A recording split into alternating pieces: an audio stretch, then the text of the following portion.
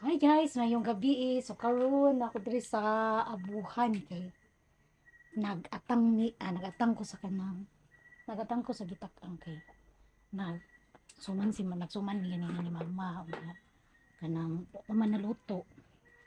Pani siya guys, kamuting kahoy. Tara guys. Atong lang taon ha. Magkuha ta og kuan diri be.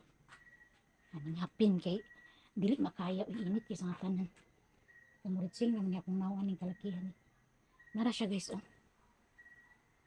Gisteaman ni namo guys, kaya naman may steamer nga kanang inani itak-ang ra sa kalayo ba. So nara siya guys oh. Nara siya guys oh. Duha ni siya katakangan. Kani ug kani tubig na sa ilalom. Oh. Mga kuan po na nato itak-ang guys, taog-taoran yun na nato kay kamuting kahoy ra ba. May na maluto gid siya kayo ba. Ang sagol ana lubi,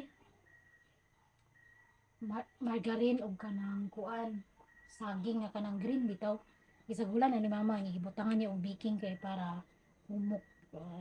Ika lamit kini siya guys. Katong mga nakapalit nga taga diri magbalik-balik jud og palit.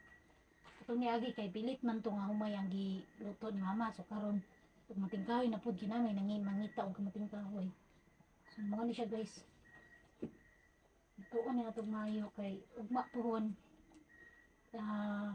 kuan na sad ni itak-ang ikakadlawon di ni makuan kay diaram na siya init man kay na ilibon ni og mainit pa kayo timing kay pangapi di ba guys ana na siya guys no sa mga nabuhi guys no tabang ra ko ni mama assist ko ni mama ni nga siya rin masuroy akong mother-in-law akong mama kabalong po buhat ani dito sa mukha kami sa una gamay nagbuhat sa una dito sa akong mama pero karon kay talagsa na lang kay namo ko diri sa Pilis Barangay na akong mama to man dito sa Pikas Barangay Foods na makalaag ko dito manguha ako mga bulangoy kamote saging kana may dagang tanom dito diri man ko nagpuyo sa hugangan pagtabang ko di sa ubra okay guys mga apong sa tagis